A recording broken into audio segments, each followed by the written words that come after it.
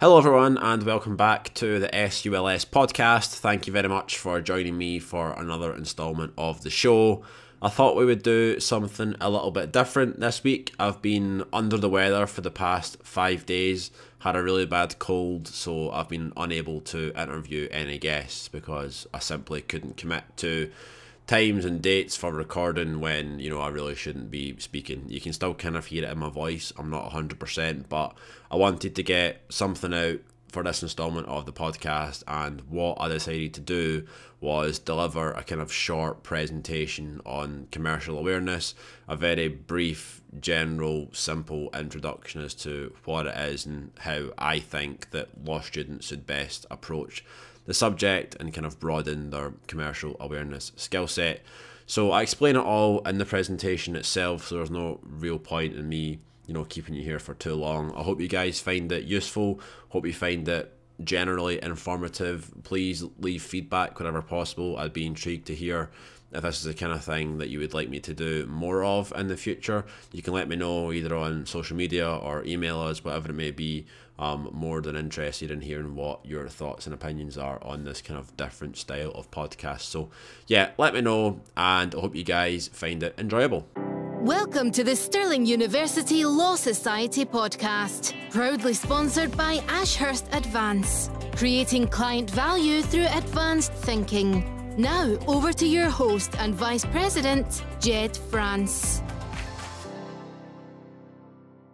Okay, welcome everyone to this commercial awareness workshop. It's a pleasure to be delivering this to you today. I thought we'd do something a little bit different and kind of spice things up on the podcast. So before we jump into the workshop, I just want to start by saying I completely understand how important commercial awareness is to a lot of people, and the fact that it's a very subjective term and there's a wide variety of different resources out there which will probably do a better job at defining commercial awareness and how you enhance your commercial awareness skill set than me. So I'm in no way claiming to be a commercial awareness expert. I'm a third-year law student who happens to have a podcast. I am in no way, shape or form claiming to be an expert in this regard. Additionally, the committee of SULS in general are not claiming to be experts in this regard. All we want to do, as it says in the title of this episode, is keep it simple. I think because of how important it is, the fact that this subject gains more and more traction as the years go on, people have a tendency to overcomplicate it, look too much into it, feel like they have to be doing 6 hours of commercial awareness work a day and trying to enhance on many different fields and things like that. And I just want to try and take a step back, make everyone feel a little bit better and say, you know what, it's fine. Let's keep it simple. Let's maybe bust some myths at the same time and not get stressed about it, because we don't have to get stressed, guys. It's absolutely fine. So yeah, obviously this is available in kind of 2 different ways. You have your traditional audio only version available on your podcast platform of choice, the same way that the podcast is normally delivered, but additionally I'm putting this out as a YouTube presentation as well. So if you're watching on YouTube, hello, you can actually see me at the same time and see the slides as well, which is an added benefit of watching on YouTube. So if you're listening on Spotify, Apple Podcasts, whatever it may be, and you would rather kind of see the workshop and see me here with my lovely hand expressions, then feel free to come across to our YouTube channel and watch the video as well, because I feel like you probably will get just a little bit more from that at the same time. So going into the workshop itself, I thought it would be best if I just put this to you all at the start and ask, what do you think commercial awareness is? Whether you've heard of it or not, whether you're a 4th year and know that you'll have heard it loads of times, or whether you're a brand new 1st year who's like, what the hell is commercial awareness? What do you think it means? What are your thoughts about it? What are your opinions? Maybe pause the podcast for 20, 30 seconds and have a think to yourself, and come back and see if your thoughts and your opinions match up to mine. So assuming you've actually done that, which I hope you have, because I think it'll be beneficial. Now, again, I feel like I'm going to be having disclaimer after disclaimer here. Commercial awareness, it's so subjective, it'll mean a million different things to a million different people in a million different areas of the legal industry. Everyone has different definitions. This is how I chose to define it. You can feel free to agree, disagree, let me know in the comments whether you agree or not. What I've said is commercial awareness is an understanding of the business nature of the legal world. I think that's a pretty good description in itself, but to go one step further, we can say that commercial awareness is acknowledging the wider context and how particular events may affect your employer or client. So, what does that all mean?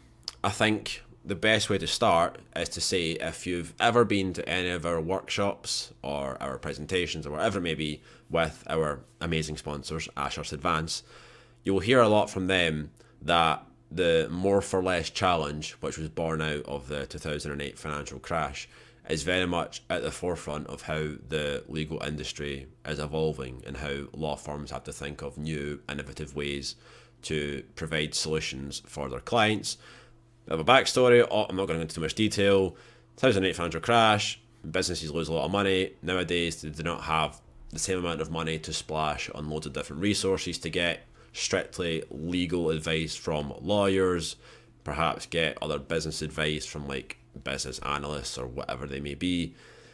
It doesn't really happen anymore. They don't have the money to splash around, so law firms and the professionals in general have to become more commercially aware, understand the nature of their clients' businesses and ultimately how those sectors work and how to adequately advise their clients in certain transactions, deals, commitments, whatever it may be. So going on to the second sentence, acknowledging the wider context. What I mean by that is it's not enough anymore to simply be a legal expert, as much as that's great and something we should all aspire to be in our chosen field, be as as much of an expert as possible in those areas. It's not enough. You can't simply deal with the black letter law or case law or whatever it may be and say that's all I do. I'm not a business expert. I don't have a business degree, so I can't advise you on different kind of deals and whatever it may be. It's not enough. You have to go one step further, be commercial aware, things like that, and also how particular events may affect your employer or client. So to put that into a practical example, if you go into an interview with a law firm, say you're going for like a traineeship or a vacation scheme or whatever it may be, chances are they might ask you about COVID or Brexit or anything like that, hot topics like that, which are clearly going to impact the legal world and the clients which a lot of the law firms represent and advise and work for and things like that. So about taking a step back and just being more, understanding the wider context of the legal industry, because ultimately the legal industry is still a business. Law firms are there to make money, to pay the bills, things like that. It's not just enough to be a legal expert. You have to understand how your firm is making money, how your clients want to make money, things like that. So I thought we'd go to a bit of a poll here. Obviously we can't do a physical poll because we're not on a Zoom call or things like that. But I thought, again, maybe just take 20-30 seconds to ask yourself, is commercial awareness only important if you want to work in commercial law? So pause the podcast, have a think, and come back to me with your answer. Again, assuming you've done that, is it only important if you want to work in commercial law? Of course not. Of course it's false. Commercial awareness really is important regardless of what field you want to go into once you graduate. So I think because it has the word commercial in the name, people tend to think, again, it's just to do with commercial law, it's to do with businesses and things. I want to be a criminal defence solicitor. I'm going to be in the sheriff court 5 days a week. I don't need to know anything about the commercial world. It's not true. That's not what it's saying.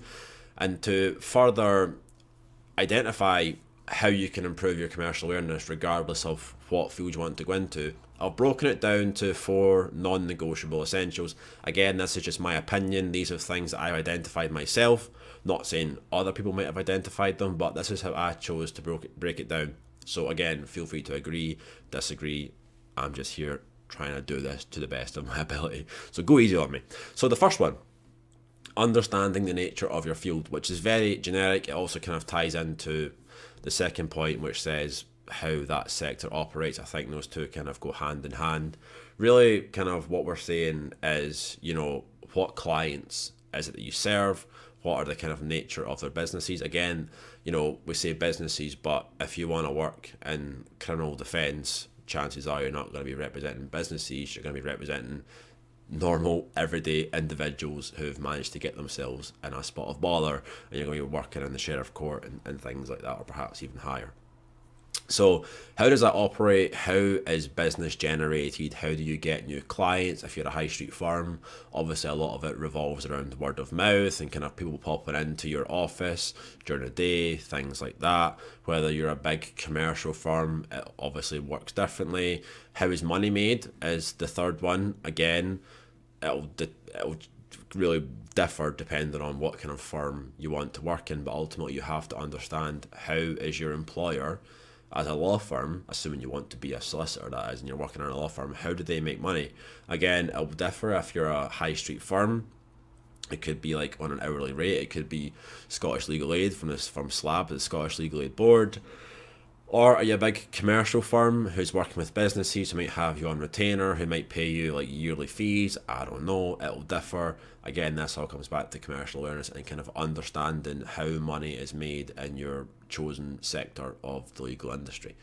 And the fourth non-negotiable essential to wrap us up on this section is you have to understand what your clients want and how to work to ensure their best interests are met. So if you've ever come to any of our workshops with Neil Campbell, who does a lot of work with the O-Shaped Lawyer Group, Neil does a really good job of explaining commercial awareness without actually calling it commercial awareness. I think he just really does a good job of saying it's kind of part of our role as legal professionals, and obviously for us as law students, that's what we aspire to be in the future, legal professionals. It comes back to, in Neil's examples, you know, he's speaking to clients who work in industries which he's not an expert of or an expert about, and he doesn't understand exactly how it operates. So he has to go out of his way to learn to speak that client's language and then use that knowledge that he finds out to advise them to the best of his ability once he understands what it is they're after. So again, it comes back to what I've said before. You can't just sit back and say, I'm a legal professional, I'll tell you what the relevant law is, it's going to apply to whatever it is you're asking me, but I can't advise you any further than that. It's not enough. It's about building that client relationship. Your employer as a law firm is going to expect you to maintain positive, healthy client relationships. In order to do that, you have to have a certain degree of personality about you and be approachable and maintain that positive relationship with your client and really just work with their best interests at heart. So sometimes they might come to you and say, this is what I want to do, this is a solution I'm looking at, let's go for that.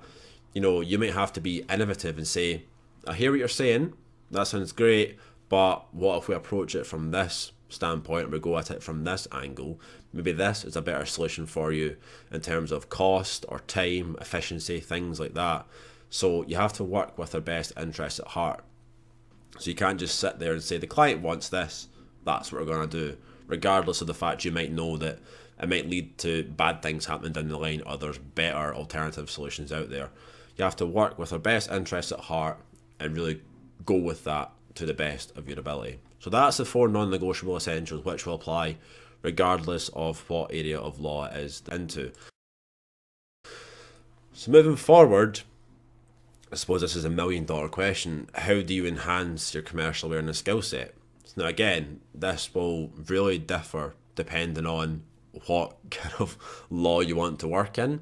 So the best starting point is if you're a first year or even a fourth year or beyond, if you do not know what kind of law or what area in any sort of business you want to work in moving forward, my advice to you is just explore new areas, learn new topics and find out what interests you most. It's just trial and error a lot of the time.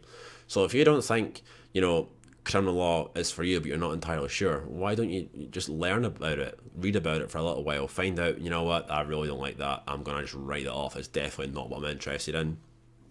Maybe you'll surprise yourself and think, you know, that does actually sound really, really interesting. Just read about it, listen to podcasts about it, learn as much as you can, find out what you like, what you don't like. It's really just kind of like, okay, don't like that, cross that one off, on to the next one. That one sounds okay, I'll tick that one off. And you just kind of break it down to things that you like the most and then go from there and learn more about those areas. So again, this is very general. So I've tried to give some generic tips. You know, obviously I don't know what you, the listener, want to go into and what interests you. So some generic tips. The first one I've already touched on. Find out what interests you most and find out what doesn't interest you. That's really the first kind of starting point, because ultimately there's no point in me saying to you, it's really important for you to go and read the Financial Times every morning, which a lot of people will tell you. Regardless, they don't even really listen to what it is you want to do. They just say, read the Financial Times. You need to know what's going on in all these mergers and who did Google want to buy, what are Tesla up to, things like that. There's no point me saying that if you want to go and work in a high street firm and you're really passionate about immigration law or criminal defence law, things like that. Reading the Financial Times isn't going to help you. So you have to find out what interests you most and then go from there. So once you've done that, you can then identify resources which are going to help broaden your knowledge in that area and ultimately help you from an employability standpoint for when you want to work in that industry once you graduate. So the second thing you can do is listen to legal podcasts. I think these are really, really helpful. It's something obviously I'm quite biased about because I have one myself, but I wouldn't really rank us up there in terms of, you know, podcasts which are really going to help broaden your commercial awareness. For me, the podcast, what we try and do is we try and give you an insight into loads of different areas to kind of help you with the first point, what interests you most. And we try and bring people on from different areas of the law and different areas of the industry to help you find out what it is that interests you. And once you find it out, then you can go and listen to legal podcasts which are actually strictly in that area. So there's loads of different podcasts you can listen to.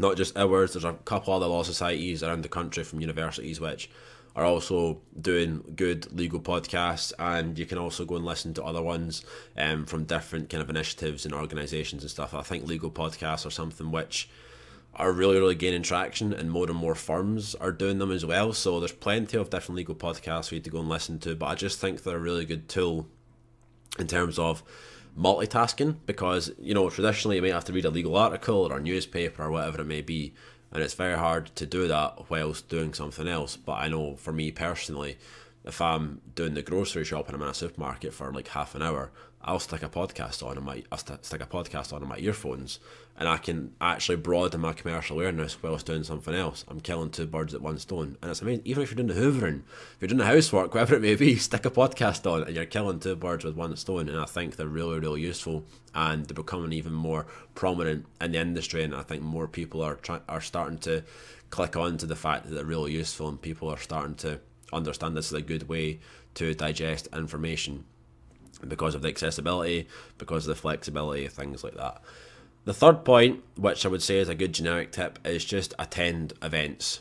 That whether you've decided what it is you want to work in or not, attend an event is a good way to find out what interests you and what doesn't. So many different events. SILA, the Scottish Young Lawyers Association, puts on a lot of different events. You can attend them. You can attend SULS events. There's so many different events you can attend from different organisations and different people. So get out, put yourself out there, attend those events, and that in itself will help broaden your commercial awareness skill set.